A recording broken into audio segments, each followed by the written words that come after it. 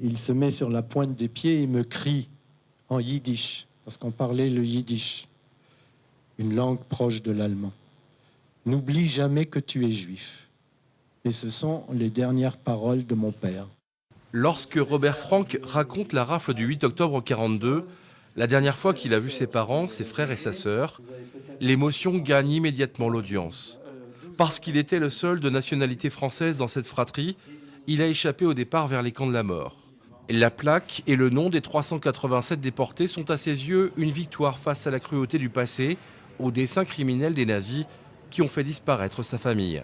Cette plaque à Angoulême, avec le nom de mes parents, de mes frères, de mes sœurs, leur âge, tout ça fait que je suis prêt à accepter ce qui s'est passé, mais de le faire connaître dans les écoles. Je fais énormément de témoignages à Paris et un peu dans toute la France, pour que les gens sachent, que les enfants en tout cas sachent que ça s'est passé comme ça, que c'est une chose qui pourrait se renouveler parce que des génocides, il n'y en a pas eu que contre les Juifs, que des massacres, il y en a eu partout ailleurs, et qu'ils prennent conscience de l'horreur de ce vécu.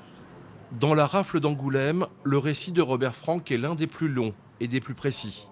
Pour ceux qui ont recueilli ces témoignages, militer pour la mise en place de cette plaque commémorative, il fallait que ces victimes ne soient pas oubliées.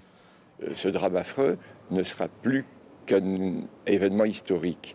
La dimension humaine n'a pas été suffisamment relayée. Et vous voyez, ce terme de relais est pour moi peut-être un terme majeur. Robert Frank est de la génération qui a vécu, qui a souffert.